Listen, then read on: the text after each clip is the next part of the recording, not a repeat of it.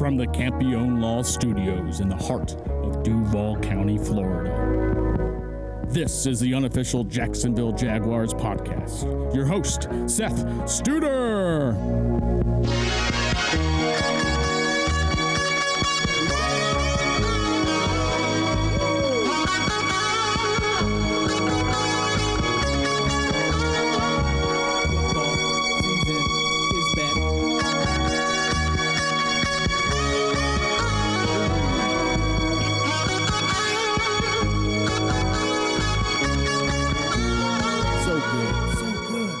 Ladies and gentlemen, welcome to the second episode of the unofficial Jacksonville Jaguars podcast. My name is Seth Studer, and welcome back.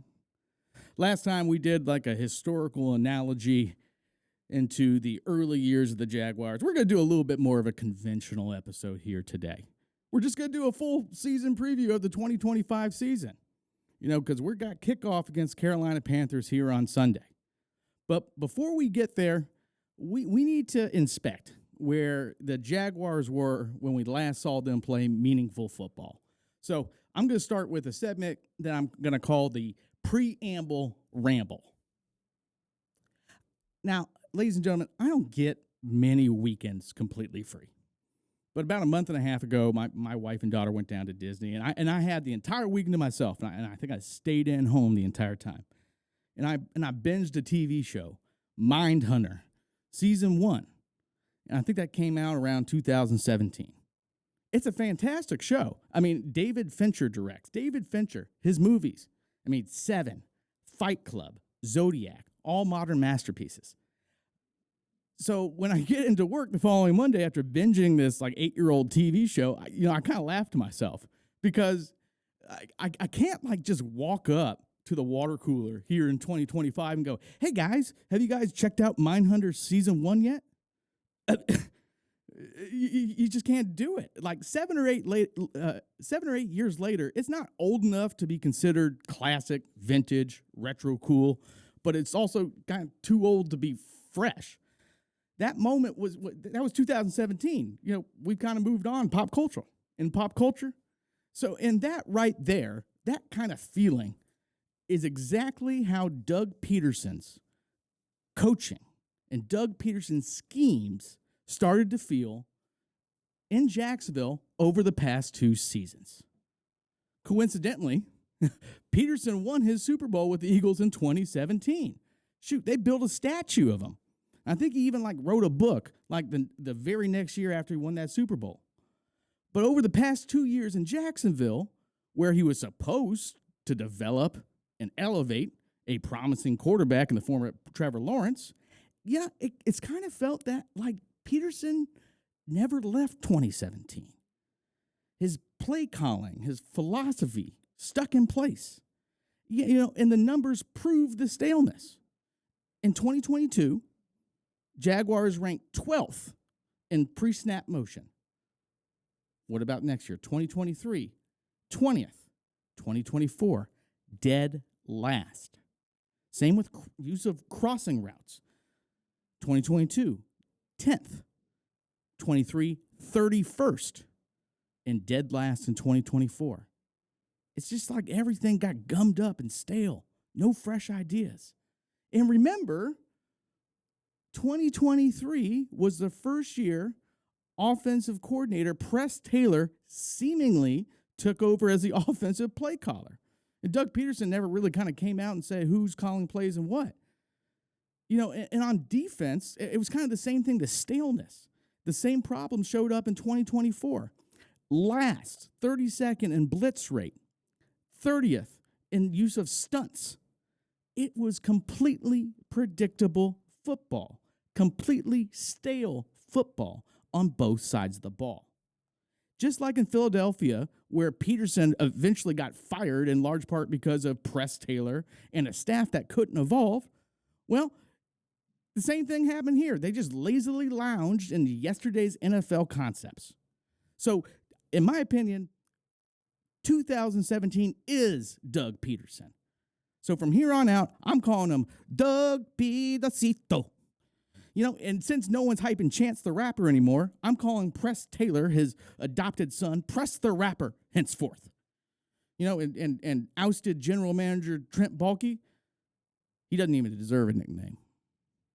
Pederson, he's a great individual by all accounts.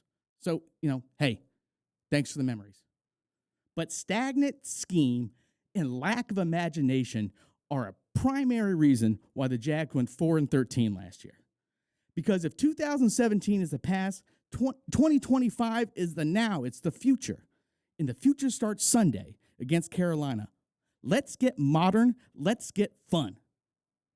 And that concludes this episode's Preamble Ramble.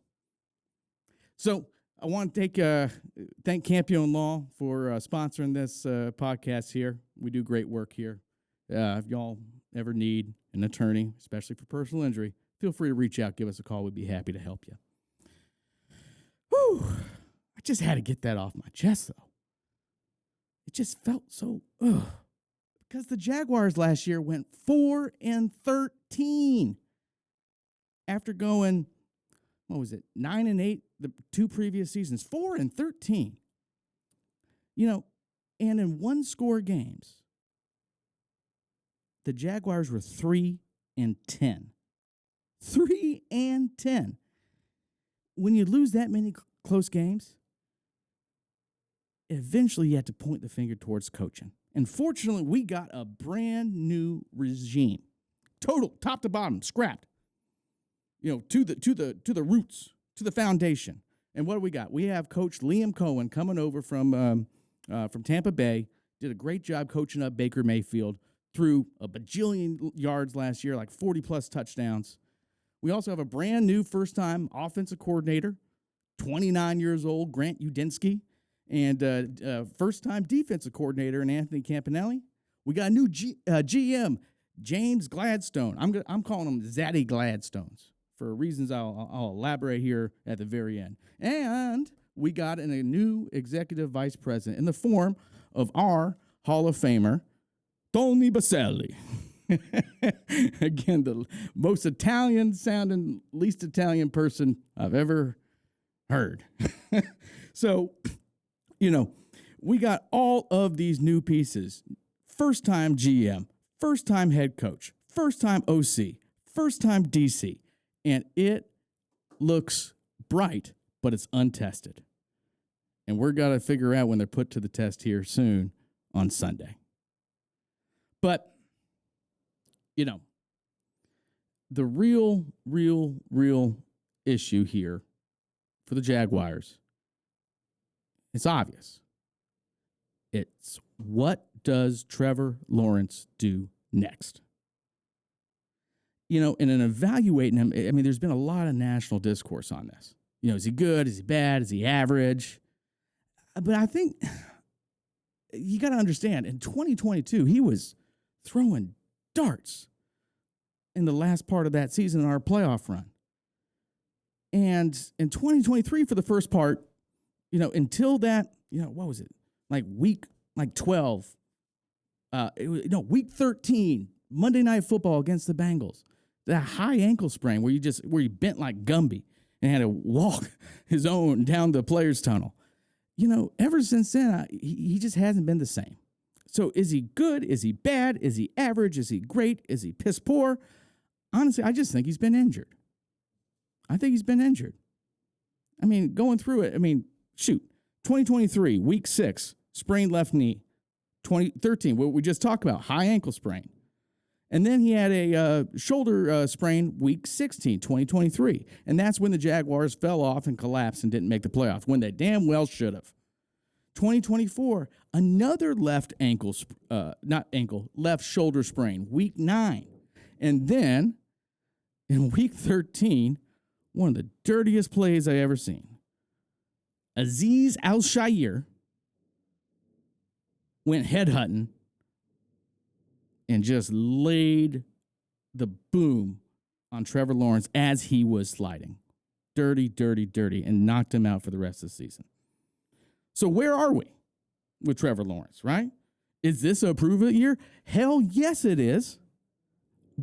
But I want folk to try to understand from my point of view, he ain't going nowhere. Trevor Lawrence is going to be ours for the foreseeable future because that big contract extension he signed prior to last year, the first year of that 5-year extension doesn't kick in until season 2026.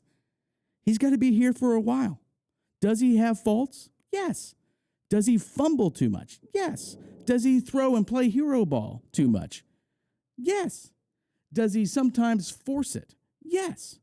But I think that has a lot to do with the coaching I was talking about at the beginning of this show. In the scheme and trying to make sure that, Trevor, I want you to go out there and play in all Madden mode all the time. Just not get any easy throws, easy completions. I mean, shoot. And what are the pros? Well, he has a rocket arm. You look at that tape in late 2022, early 2023, he's throwing bullets, throwing just 10 out of 10 difficulties. Even the Russian judge would give it a 9.5. That's how difficult these throws were. And he made those, and so, I'm just a guy with a microphone here. And the national media sometimes ignores or punches down on the Jaguars. And I don't want to, play that game. But to every rule, there's an exception. And there's an exception in the form of some nasty, negative Trevor Lawrence discourse that I think is unfair by none other than Bill Simmons with The Ringer. And Bill Simmons, to quote one of Bill's favorite shows, The Wire, they say if you take a shot at the king, you best not miss. Well, I think this is one of those broadside of a barn type shots, okay? But Bill, the pod father himself, went off on Trevor Lawrence here about a week ago. Friday, August 22nd. This was Bill's evaluation of Trevor. He's not good at football. He's just not. I don't think he's accurate. I think he throws hospital balls left and right. If I was Brian Thomas Jr.'s family, I'd be terrified every game. I don't think he's a smart quarterback. I don't think that goes away. I don't think he has it. And I think if he's a complete stay away for $0 in an auction draft, we'll talk about that in a second. He continues. I watched this happen too many times when these people get infected by being on bad teams for too many years. That's it. It's like gangrene. Your leg falls off. I mean, shoot. Does Trevor Lawrence have some faults? Yeah. Is he not good at football? No, Bill. No, Bill. He is good at football. But what happens next, Bill? You know it. Next Monday, August 25th, 2025, in your own fantasy auction draft, on your own board. There's a picture right here. Bill drafts Trevor Lawrence. You literally see it right here. 9th spot. His name on the board. So stay away from zero, not draftable. Really, Bill? And Bill's a homer. We know this. It's baked into his DNA. And yeah, honestly, it's kind of part of his charm. I like it. But that homerism is bordering on the extreme. Simmons mused in another podcast to his Boston brother, Kevin Wildes, that second-round Patriots rookie running back, Travion Henderson's floor is Jahmyr Gibbs. His floor, not ceiling, floor. He said that Henderson is Gibbs on steroids. Now, Henderson might be good, but that take is ridiculous. What? Come on, Bill. Whatever Homer delusion, TB12, concoction you got baking in your Hollywood home, I want some. I want some. They are taking that Homerism in Iran and weaponizing it to make weapons of mass delusion. That's how crazy that take is, man. Woo! So let's play the same game, Bill. You think Travion Henderson's floor is Jahmyr Gibbs? Well, let's talk about the floor and the ceiling of your beloved quarterback, second-year quarterback, Drake May of the Patriots. What's Drake May's ceiling? Jay Cutler. What's Drake May's floor? Jake Locker. What's he probably got to end up as? A way less cool version of Blake Bortles. And trust me, as a Jaguars fan, I know a Bortles cosplayer when I see it. Oh, yeah, and Jaguars beat the Patriots in one of their lowly 4 wins last year. So, sorry, Bill. So, back to our regularly scheduled programming about the Jaguars season 2025 preview. Let's talk about the offense first. Dynamic, especially in the wide receiving core. You know, one of the last great thing that Trent Baalke did was draft Brian Thomas Jr. First in the first round here last year. And man, his stats, we know he's good. But do we know how good he was last year? I mean, shoot. 2024, 87 receptions, almost 1,300 yards, and 10 touchdowns. You know, and Doug Pederson and Press the Rapper didn't use Brian Thomas that much in the early seasons, in the early games of that season.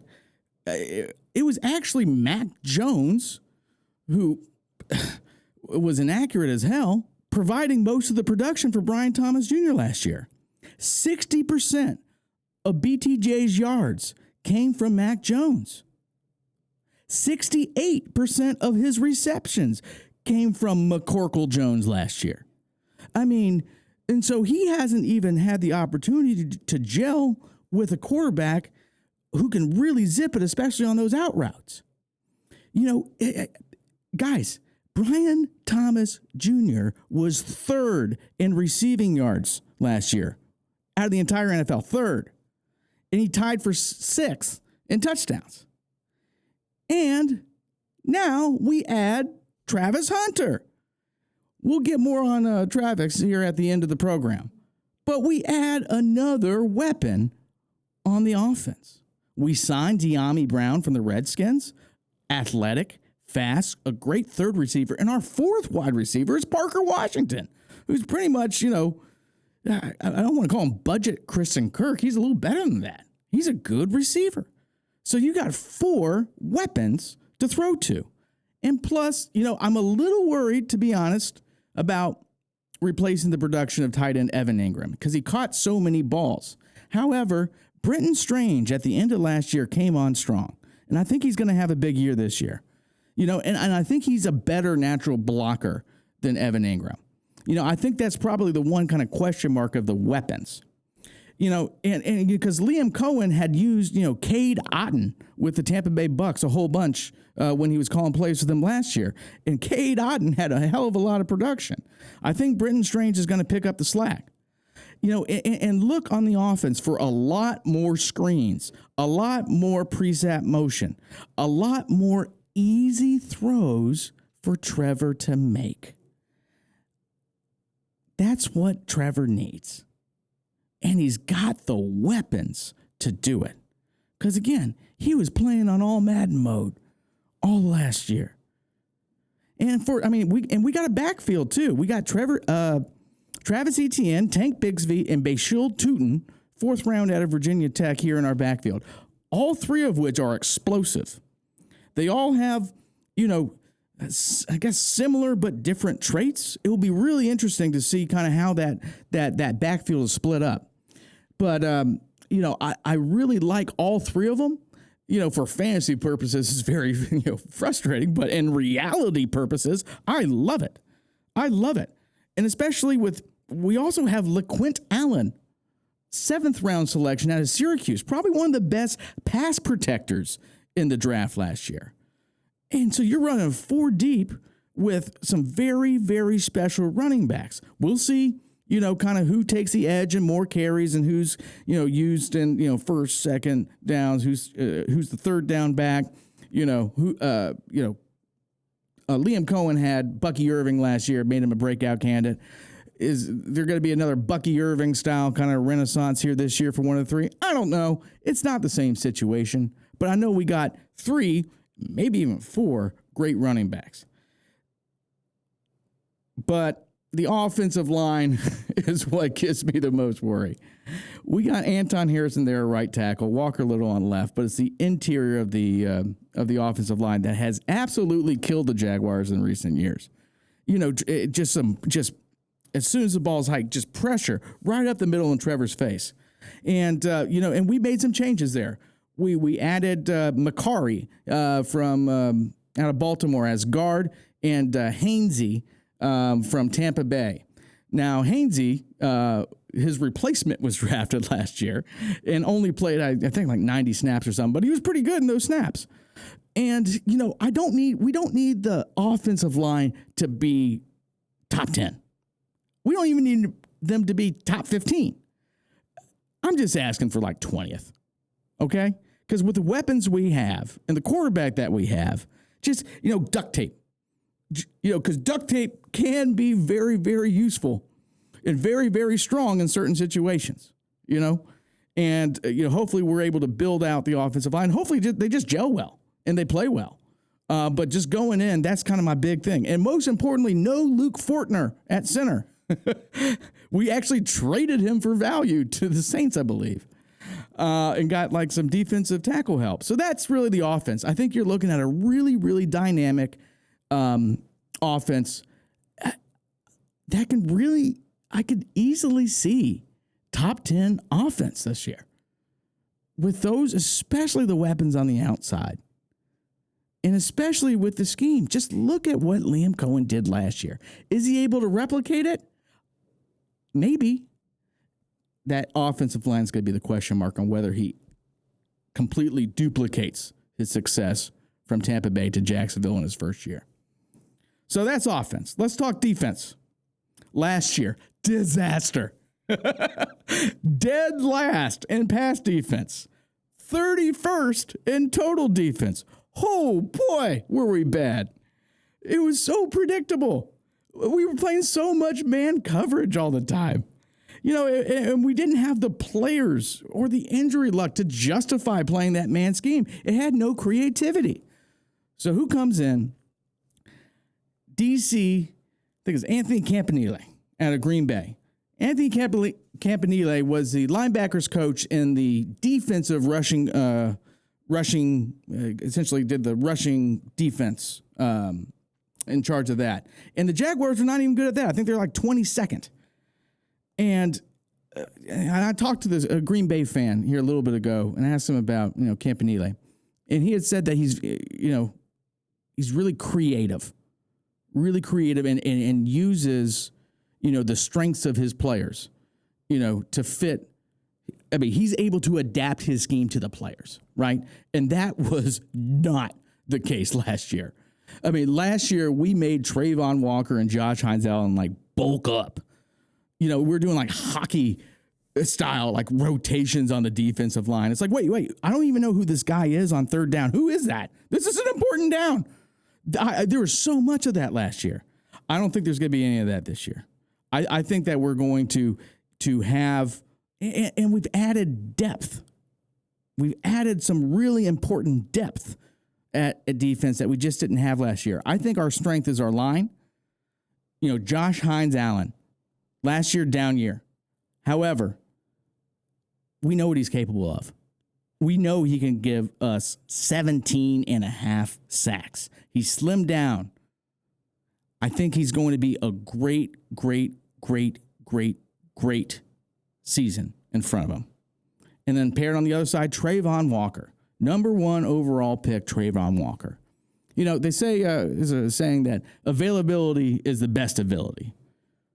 Well, that's what Trayvon Walker is. He has not been injured. He has been there, and he's been a warrior on almost every snap during his tenure here with the Jaguars, coming into, I think, his 4th year. Now, I always feel bad for Trayvon because he didn't choose to be drafted number 1. And if I were to go back in time and do the draft over, would I have drafted Trayvon Walker in front of Aiden Hutchinson? No, I wouldn't. No, I wouldn't have. But that doesn't matter.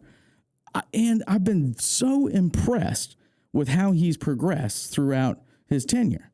I think he had double-digit sacks the last 2 years.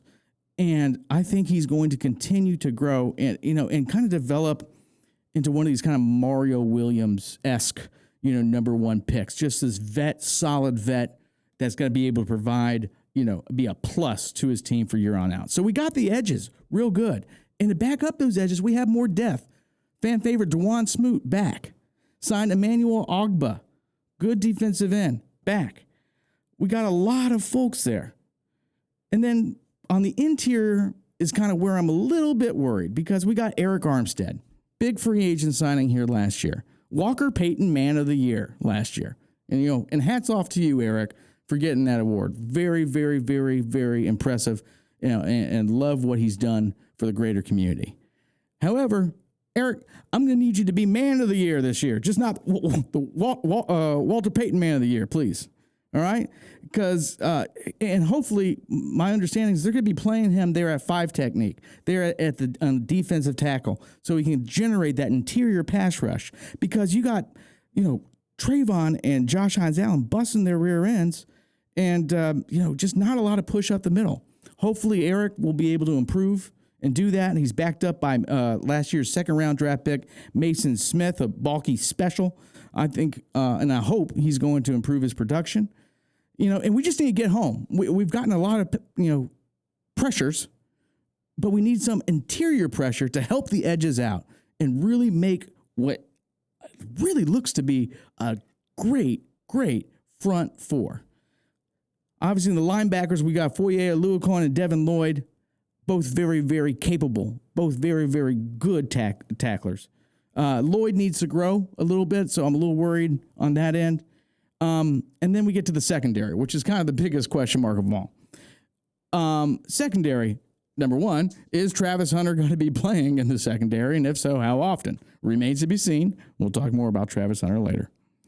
But who do we brought in? We brought in Jordan Smith out of Dallas to play nickel. Veteran leadership presence, it seems like. We have Tyson Campbell, who hopefully improves. And then on the opposite side, is it going to be Jerrion Jones or is it going to be Travis Hunter? And Jerrion Jones played nickel for us last year. We'll see how he does on the outside. But, again, that's going to be the big question marks in the secondary. But the biggest one is really with the safeties. We got Darnell Savage and Jacksonville stalwart Dewey Wingard. I think that's our biggest weakness. We drafted a gentleman, Caleb Ransall out of Tulane, my legal alma mater last year. It looks like he's been on IR. I think safety is going to be our biggest weakness coming into that. However, with the corners, linebackers, and the ends, I think you're going to be able to generate a lot of turnovers, and it's all going to depend on that pressure rate. And then finally, special teams.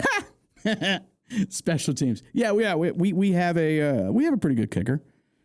I'd say we have a pretty good kicker in Cam Little, who, recent history has taught us can kick a 70-yard field goal in a game.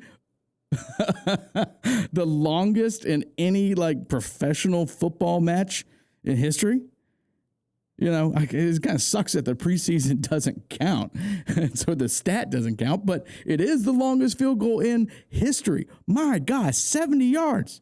70 yards. And that thing could have gone, cleared from 73, 74. I mean, he's a weapon. We'll see how his accuracy does long range, but shoot, I love what I see so far.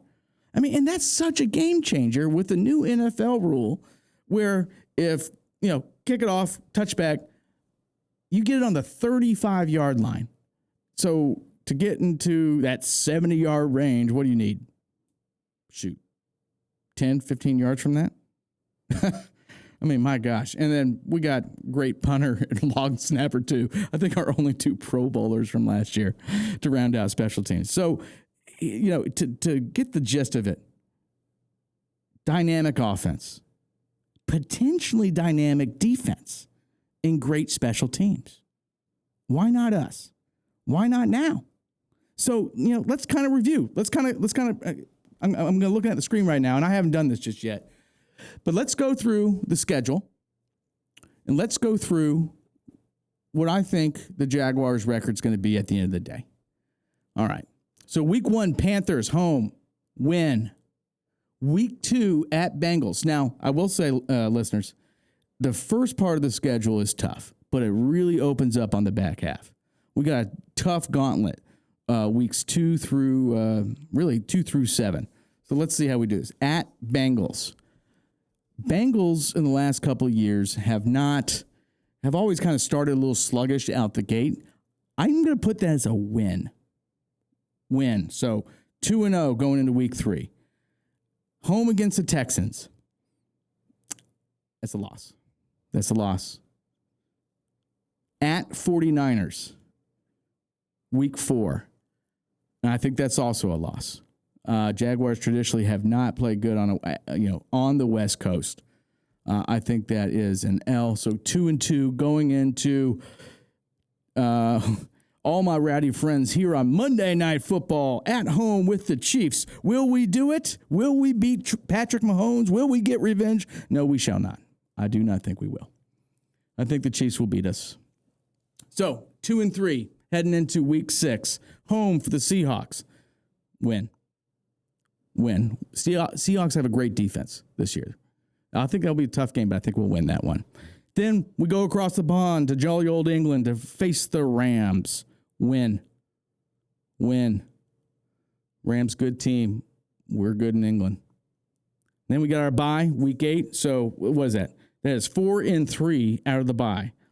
Then at Raiders. And I know what I said about the West Coast, but that ain't the West Coast. Win. At Texans.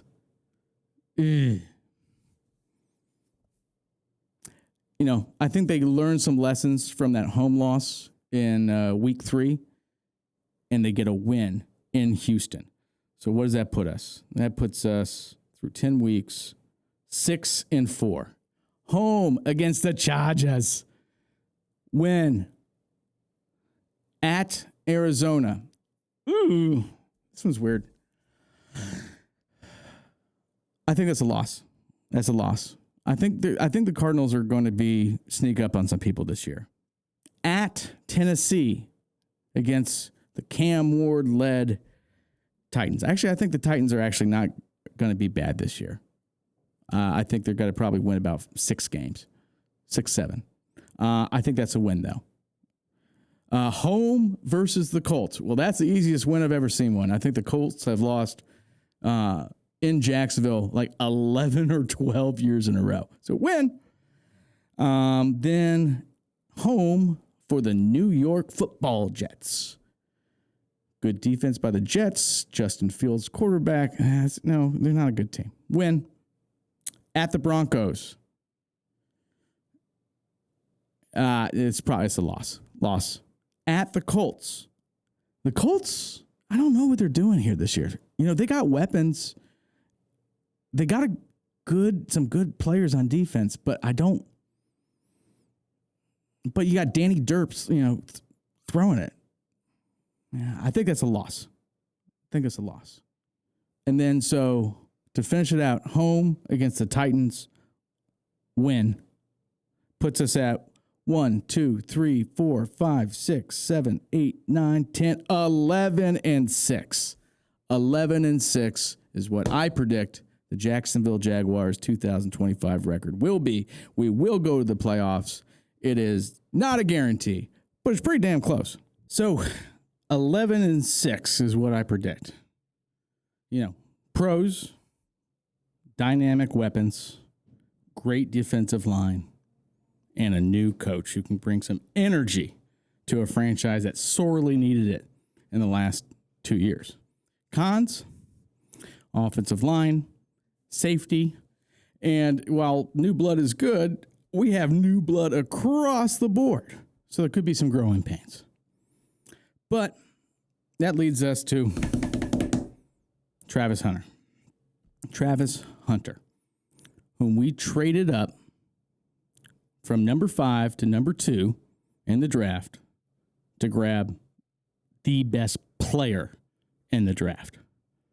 And Zaddy Gladstone's pulled it off.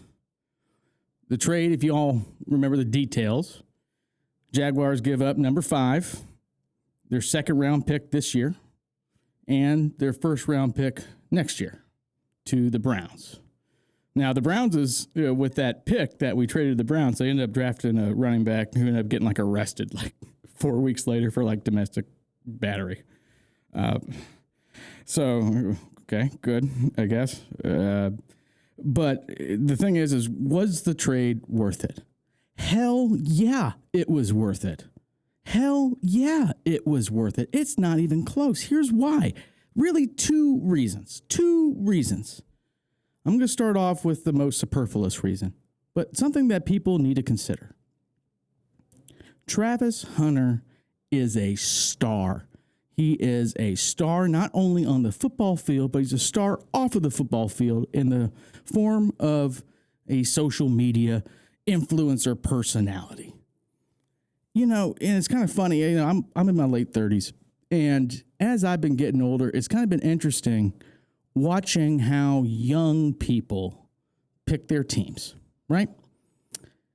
And you see this especially in the NBA, around 2010 or something. People weren't rooting and fans of, the Warriors or the Magic or, the Wizards or the Celtics. They gravitate a lot more towards the personalities and the star players. It's kind of interesting.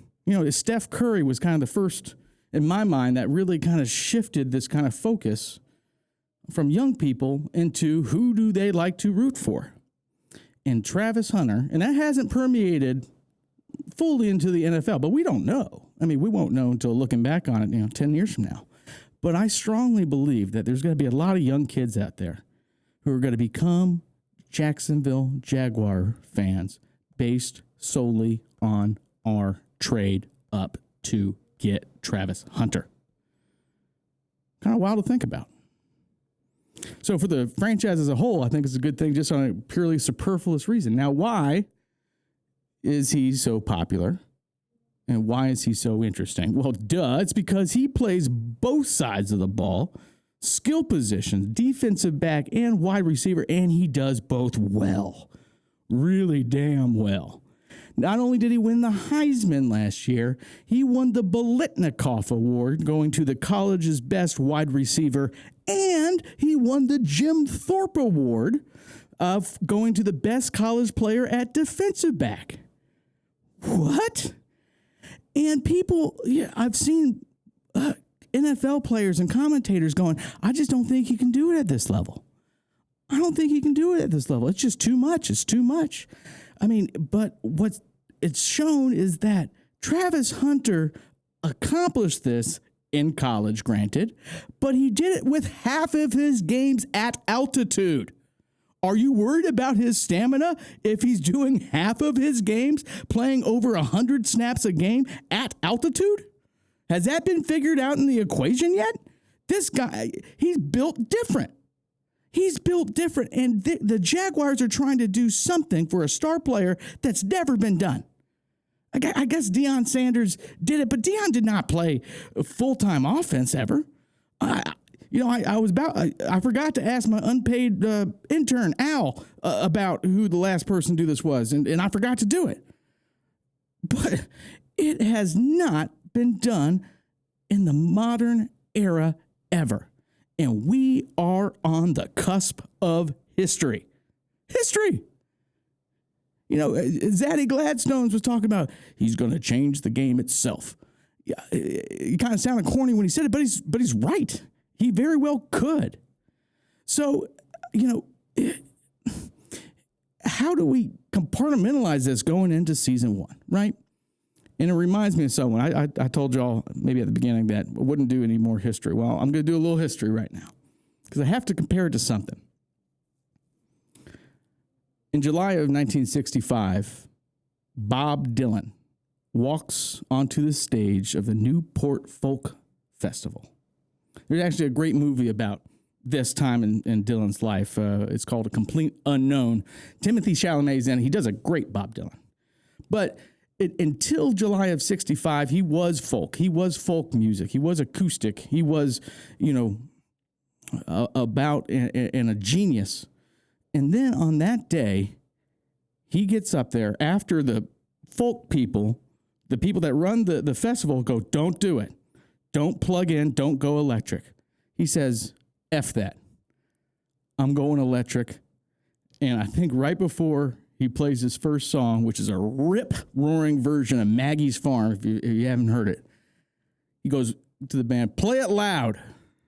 You know, just a complete F you to the entire folk music industry there in the mid-'60s. And he plugged in, and the crowd was split. Some booed, some cheered, but it didn't matter. Every single person there knew as soon as he plugged in and jammed that they had crossed into a new era. This Sunday in Jacksonville against the Panthers feels a little bit like that. It isn't just Travis Hunter lining up on both sides of the ball. It's also the Jaguars going electric. A franchise that for decades has played within the boring and stale acoustic lines, now sending out a two-way phenom, pairing him with Trevor Lawrence, and saying, why not us? Why not now? That's why I'm so optimistic about this season. And we'll see what happens on the gridiron, right? So hats off to Zaddy Gladstones for pulling off that trade. I think it was a NOS injection, like Fast and Furious, right into the core DNA of this franchise. You know, and like Dylan in 65, there will be skeptics here in 25. There'll be noise, but when the whistle's blown and when the ball is snapped, the only thing that matters is that the Jacksonville Jaguars will sound different. They will be larger. They will be louder. They will be sharper. They will be more dangerous than they ever have in recent memory. And that is what I'm looking forward to the most. And on that same night, Bob Dylan, after rip-roaring through some electric songs, he came out for an encore, and he finished by playing an acoustic song, It's All Over Now, Baby Blue. The song, it's a farewell, but it's also a new beginning. And I wrote a little tune in the yarn of that song about Travis Hunter that I'm going to do here right now. The field lies quiet beneath the spinning sprinkler dew. Media hold their breath till sparks of a bold debut. Yonder stalks a self-proclaimed unicorn,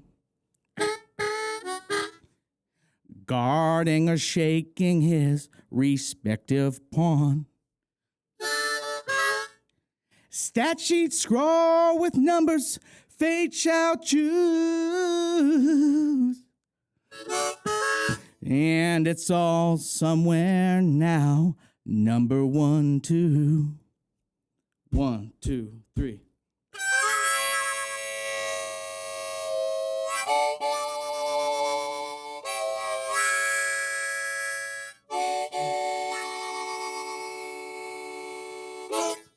Thank you all very much.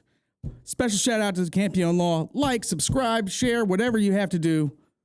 Go Jaguars. We'll see you here in a couple weeks.